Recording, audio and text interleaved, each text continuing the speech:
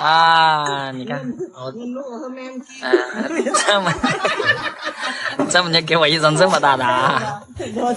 这个是姐夫二姐的，这个是大姨的啊，我记得了啊。兄弟们好，今天是这么回事啊！今天我那个车去做了一个开关仪式啊，然后按照当地老人的规矩的话，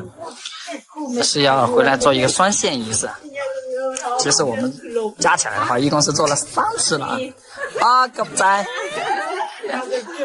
大姐也拿了一张过来啊。开始了啊，节目。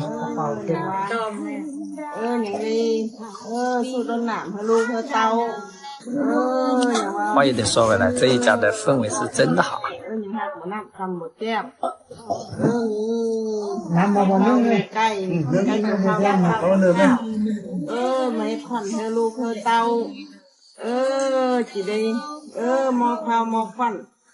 chỉ đây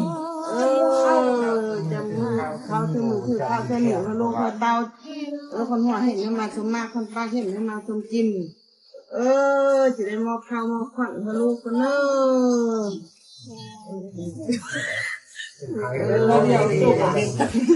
什么业务不太熟悉了nhưng mà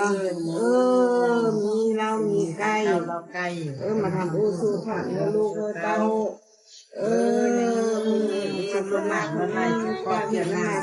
这边特意杀了一只鸡，就是为了今天晚上的双线仪式。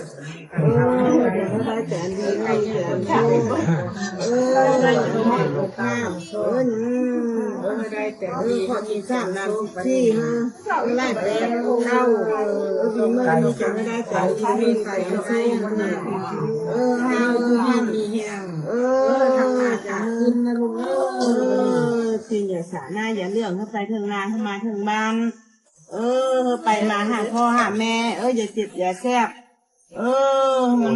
ไปถึงนาเข้ามาถึงบ้านthìอย่าสาหน้าอย่าเรื่องไปทำดีใครเขาคนหัวมาสุดมาสมกินเป็นลูกเป็นเมียกันนี่จำเขาเป็นเขาตัวนี้คนมาเห็นมันสนุกแต่ฟังเห็นมาเป็นคนใส่ไรมากใส่เราเนี่ยบ้านนี้ตัวเมื่อซอเพื่อพ่อบ้านเนี่ยอย่างในเสียเงินเสียคำก้อนบ้านนี้ไม่ได้แต่ดีมีแต่โชคได้บ้านนี้โชคแบบบ้านนี้โชคแบบบ้านนี้งามหั่นกว่าเธอกำแล้วคนลูกคนพวกจำบอกเป็นเมย์กันยุ่งทั้งกว้างของกับสร้างเป็นด้วยไม่เจอหมาหัวห้างเมียมีหัวห้างเมียมีเนอะก็กำเอาเดียวมีโป้งไปแล้ว你看这一家人有说有笑的，是不是？就像是做仪式，氛围特别好啊！你就吃了。เป็นแม่ก็กำคนลูกคนเต้ายกตัวเอาหั่นตัวนี้แต่ว่าจ่ายเดินมาหากว่าหั่นเลยแต่ว่าจ่ายว่าถุงเดียวมันเยอะก็จ้างทุกอย่างขอบใจ我那边先吃，我肚子饿了。มีโซ่มีไข่ตีนไก่สะเบิกตีนไก่บริจีนงามอันที่ก็กำเอาเป็นใหญ่กว่าเธอกำเอาขนมคนนุ่มใจมั้ยจะเธอหาเธอหั่นมีแห้งเย็นมีโซ่มีไก่谢谢啊ขอบใจทานทาดอยู่ก็จะหวานเลยเพราะว่า要给其他人的祝福，你就直接捏一头糯米饭，然后掰一点鸡肉，然后送过去，然后顺便说一些祝福的话啊。讲完了？你又不说清楚。哎呀，肚子饿了，我先吃了。ไม่รู้เลยเนี่ย不能喝八吉，然后可以喝温达，表示一下可以。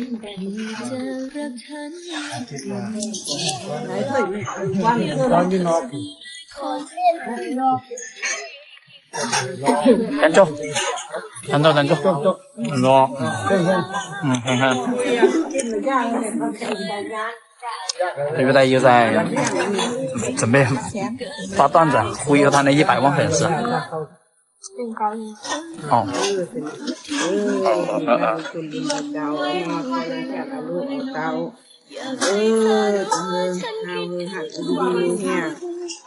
ขอไหลใส่ให้เข้าก็ดีให้ได้แต่อันดีให้มีแต่อันโชคไปหาเงินหาคำก็มีโชคมีใส่หาดีดีมีแหงได้บัดนี้คนยืนยันคนนี้คนยืนยันคนไทยมีเงินมีป้ายเป็นคุณบุญพระเจ้ามาคุ้มครองตัวแก่ให้ลูกให้เต้าใจเพราะรันเทน่าให้ลูกได้แต่ดีให้ลูกมีแต่โชคฝากไม้ปีนไม้นี่ให้ลูกอยู่ดีมีแหงอายุมันคนยืนนะลูกส่งเงินส่งคำให้โชคให้ใส่ให้ได้ให้มากให้ได้หลายๆคนหมู่นะลูกใจอาเจมีป้ายมงคลมาว่าก็แรงแค่อยู่ดีมีแฮงท่านเนื้อมีโซมีใส表姐来了ป้ามีคุณตาบ่มีคนแรงแค่เอาอาเอาพี่พี่เมื่อฟ้าเมื่อเขาอยู่ดีมีแฮงเขาเก็บจะได้ของใครมีสาธุสองเงิน5คำได้หลายเด้อสาธุเห็นมัดดิ来，姐夫来了。我这个姐夫有意思。妈咪，能，妈咪。来嘛，小子来了。来嘛。你叫个病吧。ดี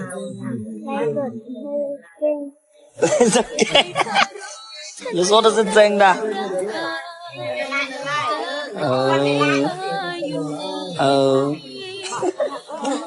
你在哪里学的？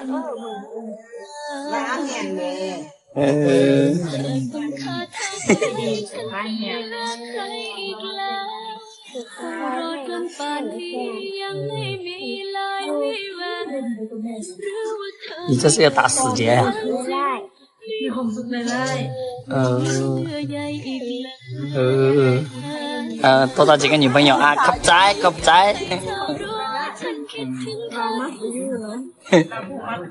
他不会绑，但是这个小子今天表现挺好的啊。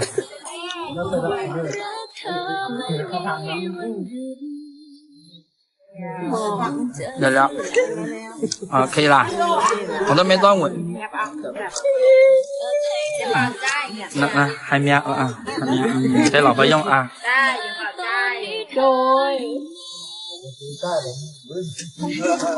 哇！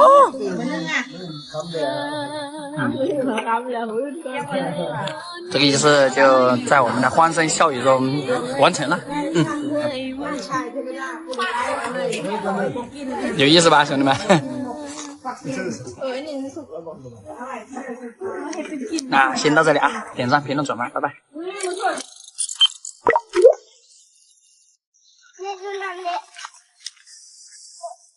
这么快吗？我都还没准备好嘞。就在今天中午啊，那个表姐夫说他在这里发现了一窝蜜蜂。应该不叫蜜蜂啊，但是可以吃，不知道是什么东西。所以老丈人等这个天气凉快下来了，他就打算把这个端了。对，大家注意看啊，这个树上还长了很多这种果子，这个果子酸酸甜甜的。我不知道视频前的你有没有看过这东西？这是叫杏还是叫李呢？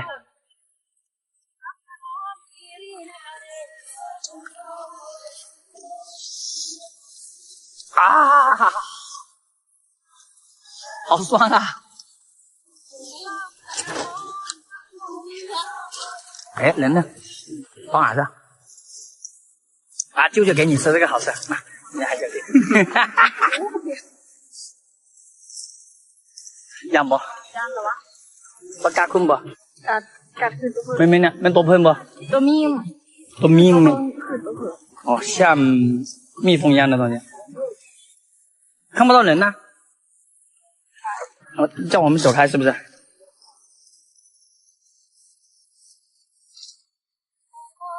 我去平时去摘那个蜂蜜需要结果今天我都没准备好就已经摘下来了哎呀能靠近吗这个不尬困不不尬了吧来我们进去围着看看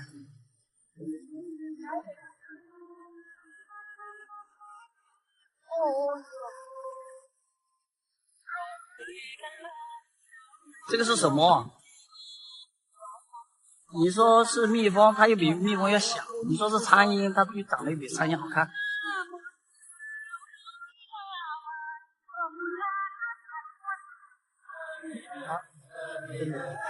เอาไปกินวะ你โลนึงบ่มีโลนึง啊就是1公斤啊ทำหนัก哦这么重哇哎呦好重啊哎呀等嘿到手了嘎吧这个叫什么蜂那皮不带拿没烟了没烟好吧好重啊我感觉这个树枝都要断掉谁面来你尝一下行一下哎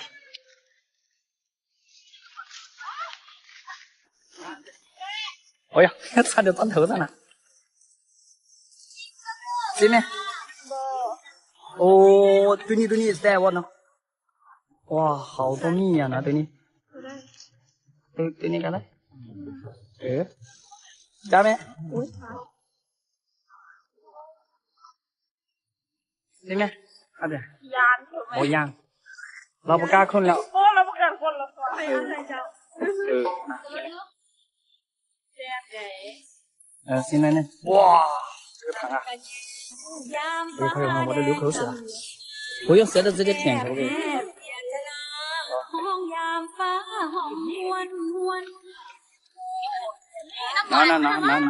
拿个勺子过来好不好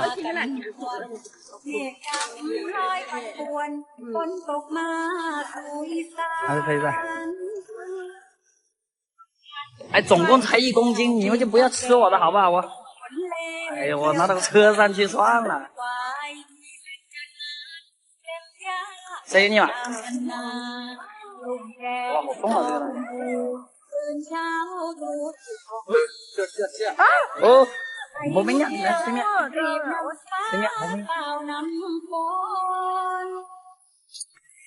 好甜呐好甜呐哦好甜呐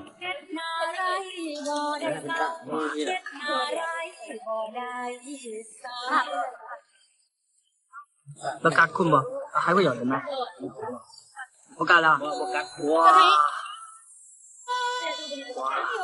这么吃别的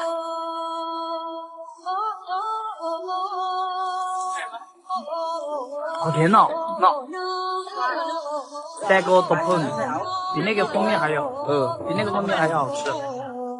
哇这个没那么腻啊哇靠好东西啊这个真没尝过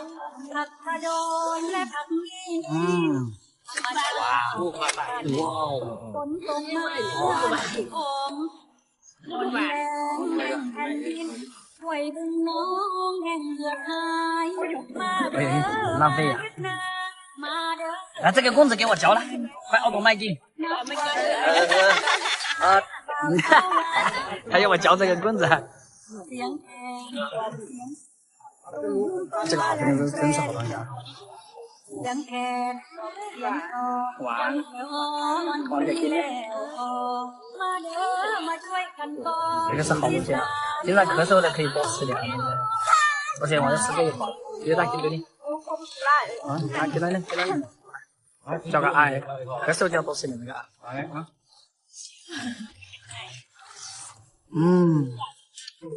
很ดี里面塞过多碰，比那个蜂蜜好吃一点，好东西真的。มีนุ่มๆอยู่สักบ้าน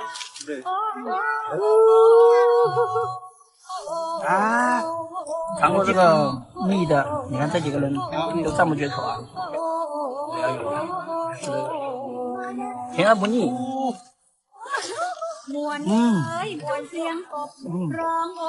哎呦，好东西，这就是来自老挝大自然的味道，春天了。好，这段先到这里，走，拜拜。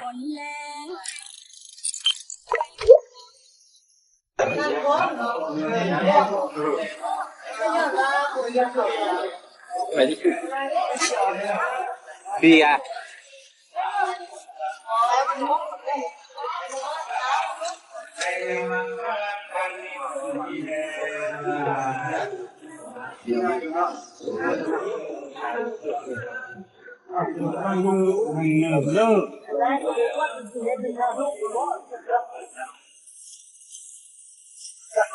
chắc khen ngon đó.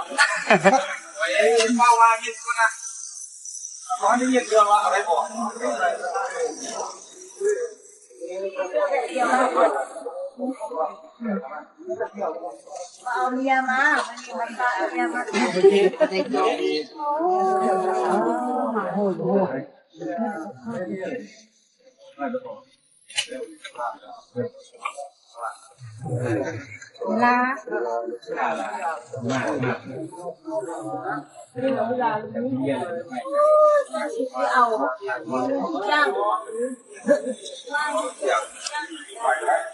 给大家看一下今天的伙食啊，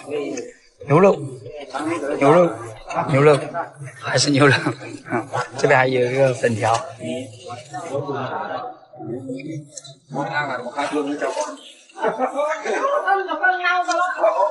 这里又来了宾客。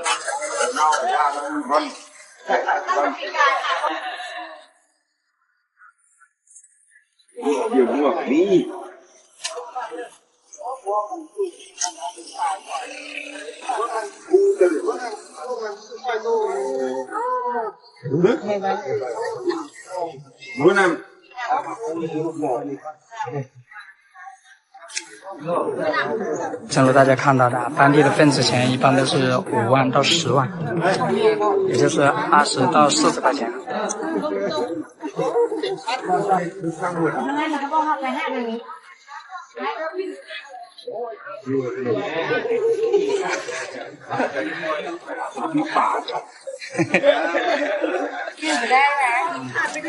这个会计挺逗的，名字不写行不行？哎，等一下，兄弟们，村长来了，我们看一下村长他会睡多少。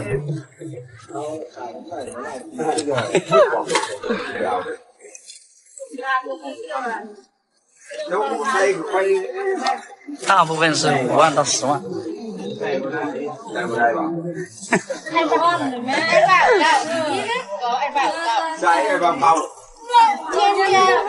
其实份子的数额多少的没关系，主要是图个热闹。这点说实话我是最欣赏的。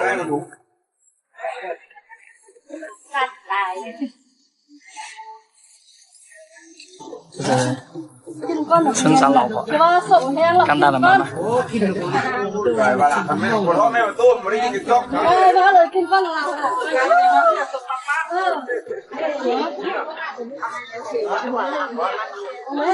对你不该干。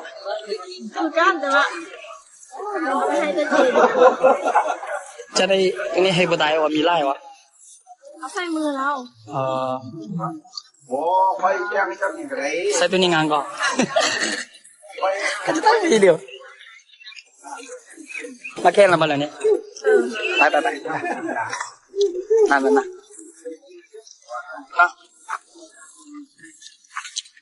ไปสิมา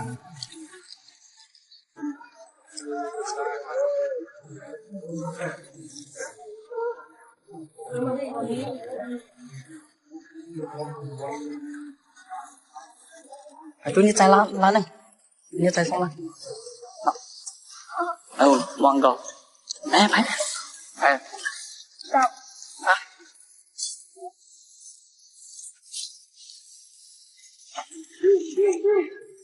这小财迷数钱的姿势好优美啊！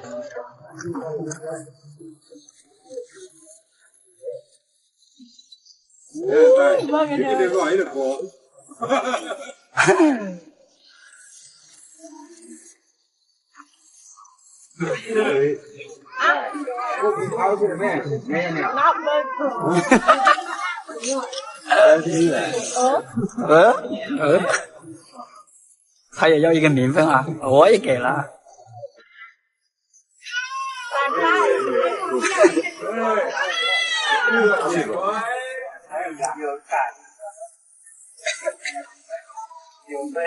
นั่งแป้มาให้เนาะ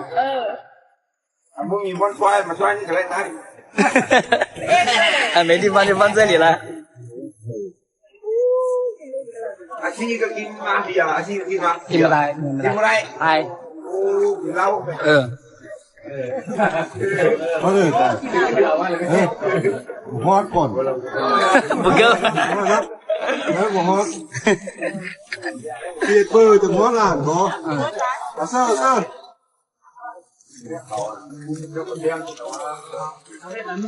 ยินชมเจ้าแม่นางคนเหนือน่ะนี่เป็นอะไรได้หรอแค่นึงแหละแค่นึงแค่นึงปันเดียวกันห้าคนนึงที่จะหาไปพาแก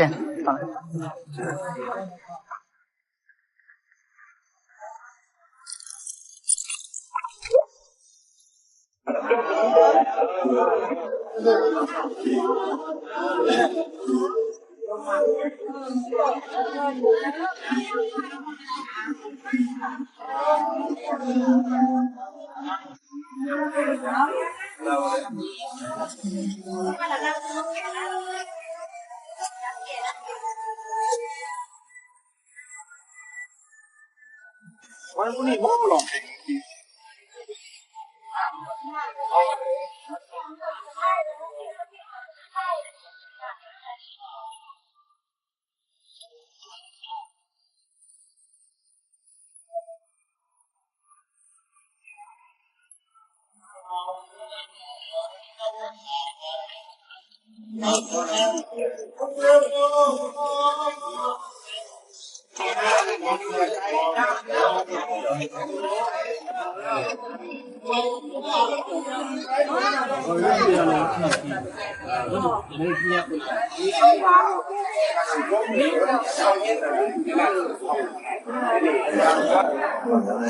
เอาสันกาลูกเต้าหย่อมือนบเนาะได้ตรงไม้มาแล้วบ่ทางพ่อทางแม่สองกำสองไฟทางปู่ทางย่าทางตาทางยายลุงตาหน้าเบ้าผู้สุคนองค์การจะตั้งทางมาแต่ใกล้แต่ไกลมาประจำรุ่นสองนี้จังฮักแพ้เอากันได้เขาเป็นตัวแก้มมาที่มอบเสมอหูแบบไว้มอบให้ทางหมอล่าหมอพรได้ไว้ใจให้ก่อนลูกล่าลูกทางดีเด้อ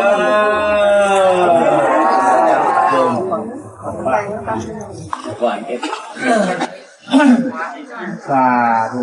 นะโมตัสสะภะคะวะโตอะระหะโตสัมมาสัมพุทธัสสะนะโมตัสสะภะคะวะโตอะระหะโตสัมมาสัมพุทธัสสะ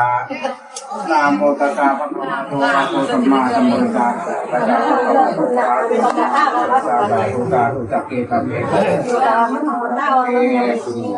านทานิเกอุมาเนทิเทระเทจักเมตโรนาคารณีเกอาวัสสิเสกุมาเนสุเทวาสรานะจักเกจักขะนาคา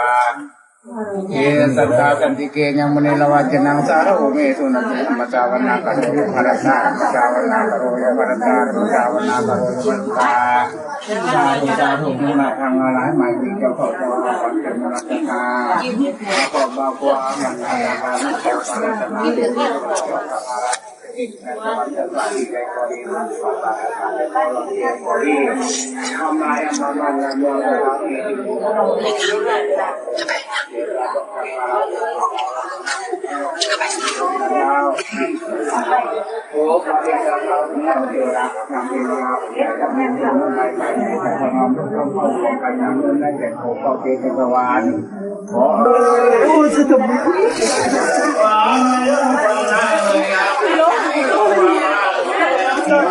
จะทำให้เจ้าเขาว่าให้เราต้องรักแต่ความหมายความรักถึงความมีเกี่ยวกับอะไรและความคอยให้เจ้าอยู่สวัสดีใส่ตัวน้อยใส่น้ำตาให้เรา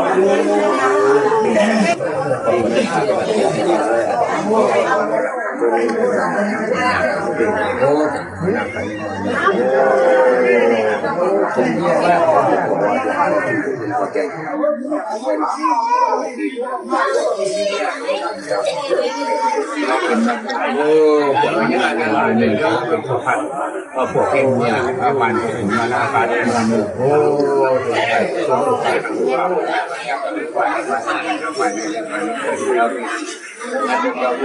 เขาวิ่งดีทำไปเลยทำถูกรักตัวมาเลยผมถึงจะรักมองบนผมถึงจะได้ทำวันนี้เขาไม่เรียกเขาจะเรียกเขาเจ้าผมทำเอาไว้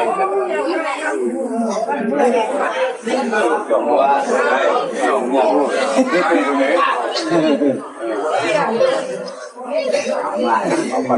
โอ้โหละเสร็จสาวน้อยงานเนาะงาน แล้วได้แฟนคือเจ้าได้แฟนคือผีนะเจ้าไม่ได้แบบแล้ว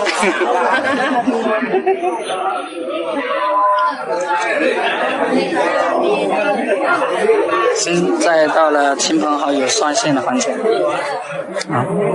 不仅可以给新郎新娘刷线，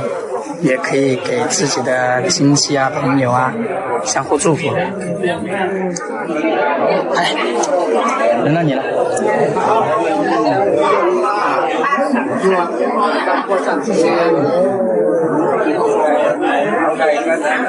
小白菜。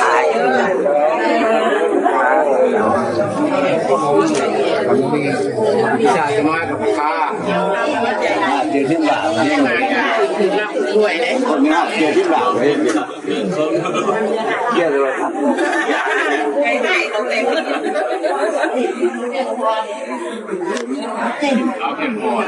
มาเที่ยวกัน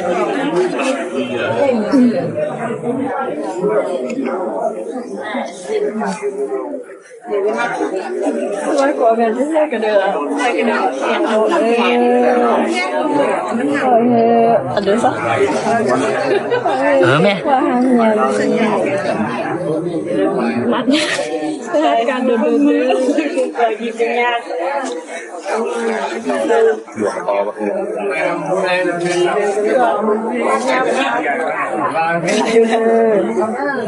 ขอเธอคิดว่าห้ามงานนี้ว่าฮักเนี่ยให้ใส่ตลอดชีวิตโอ้ยอมมากนักมาตุ้ม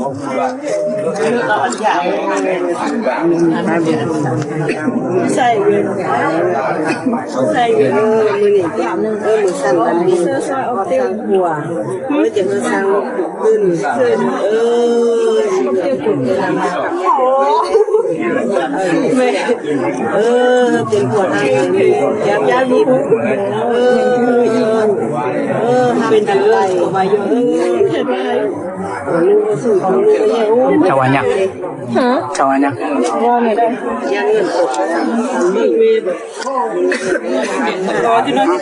好了，3块。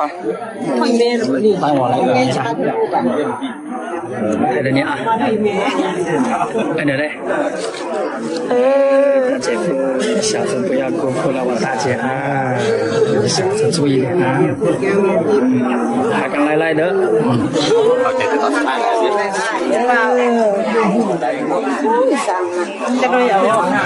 3คนเนาะใส่แขนเนาะ大姐，你眼睛睁亮点啊！不要让那小子给骗了啊！还刚来的，เสีย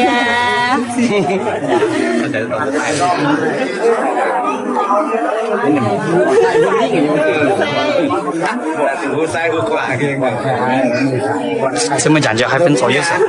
เจ๊เข้ามาก่อนเมียเจ๊เข้ามาป้อนขวดแล้วขวดนี่อัดขวดนี่อัด救命救！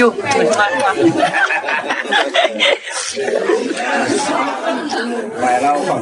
เราประตู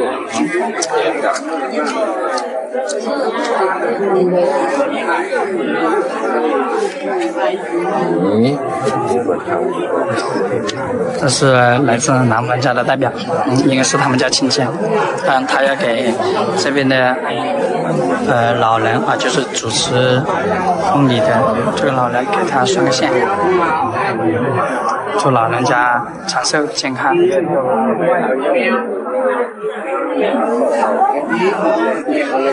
มีเด็กมาแต่ก้อนนำอันนี้ได้มาแต่บ้านพระเจ้าลงมาชุมนุมสังเกตในประเทศอินเดียก็จะได้เราเข้าเราที่ไป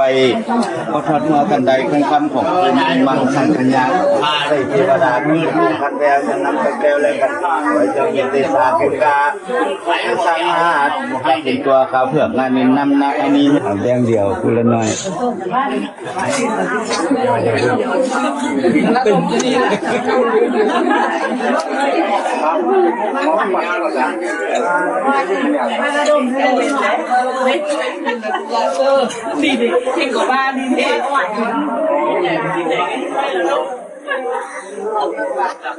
น่อมือนก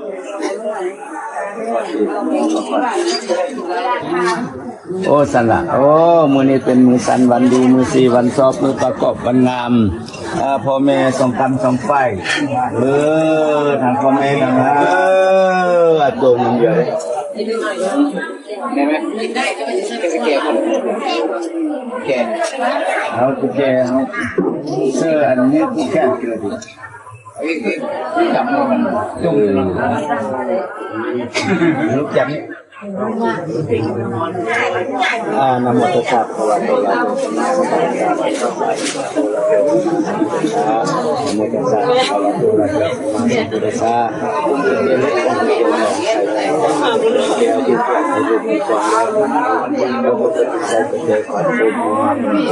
บ้านนี้เราต้องไปวันพัน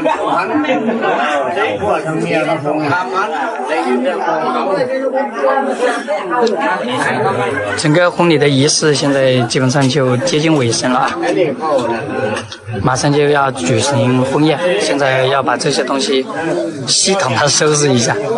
ทั้งสามเงินเลยถ้าคนรักเราบัดดูเขาจะนี่เป็นรักเงินอีกว่า皮皮今天穿的衣服挺漂亮的。来台风。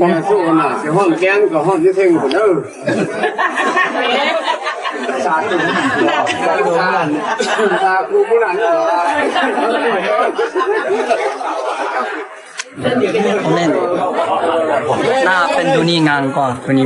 แทนใช่ปะไปใส่ไปได้ปะจะไปก่อนเป็นหนังจะไปได้ปะ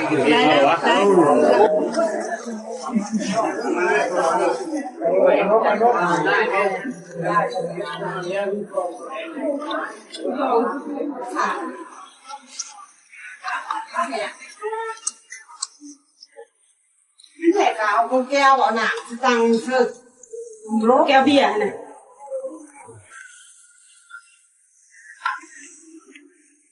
เอาอีกเลยป้า哎，这个东西有点重啊。วันนอนกับพี่ได้พูดเลยเดี๋ยวตัดอันนี้แหละแก้วมัน聊聊，了完成了哈。加油嘞！哎，走吧，丈母娘要出来。哎，你们出来干嘛？不是要洞房吗？ ชอบกินเบียร์ได้บ่เนี่ยเรา เดี๋ยวส้มมากันเลยส้มมาพ่อแม่ 好了，这一段先到这里啊，点赞、评论、转吧，拜拜。